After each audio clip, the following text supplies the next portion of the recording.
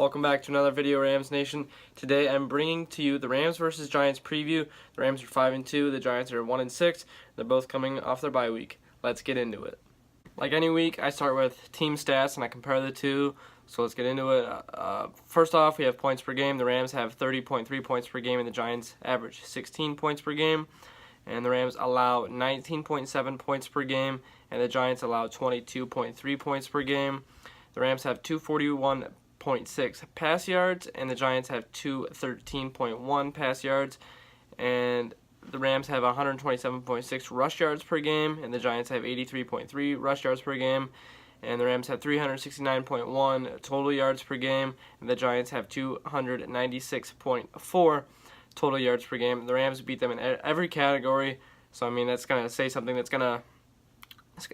make a prediction what I'm going to talk about in the remaining time in this preview.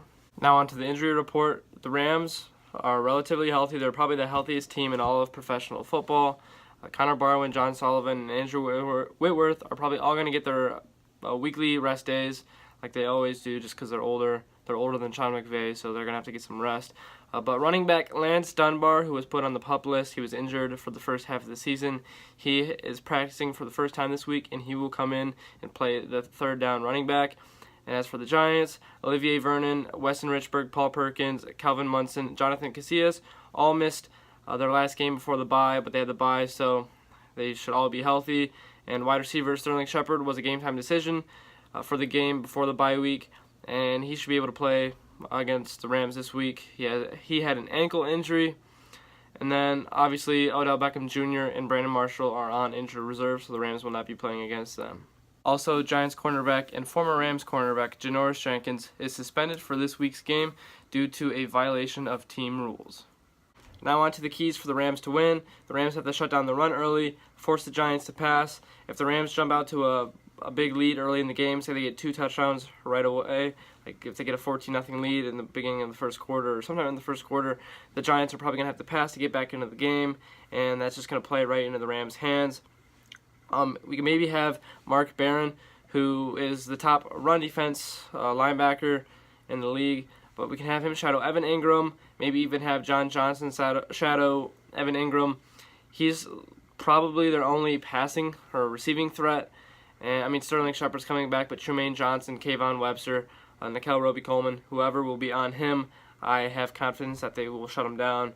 But Evan Ingram is the biggest wild card on this Giants offense. With all their injuries to the wide receiving core, he has been their go-to target. So it would be really big if we were to shut him down. And also, the Giants have one of the worst offensive lines in the NFL. So we got to get to Eli Manning, like I said, make them pass, and then get to Eli Manning, and game's over. Rams win.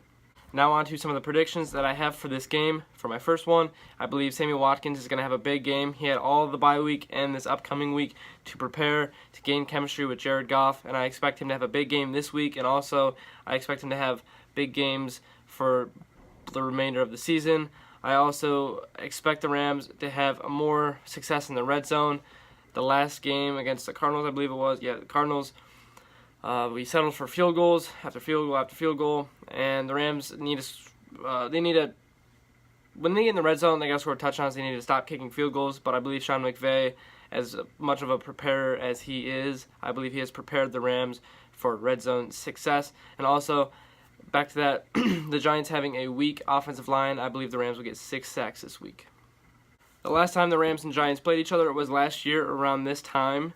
It was played in London, and the Giants won 17-10. Case Keenum was the quarterback for the Rams, and he attempted 53 passes and had 4 interceptions.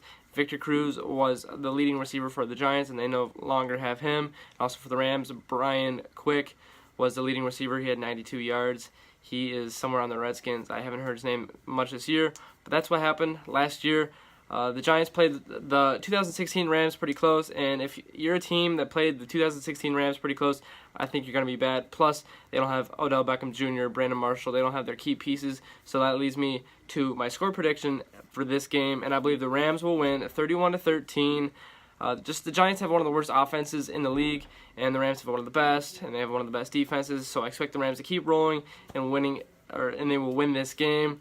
So that's it for this video, Rams Nation. Please subscribe, leave a like, comment, share with your friends. Thanks for watching. Go Rams.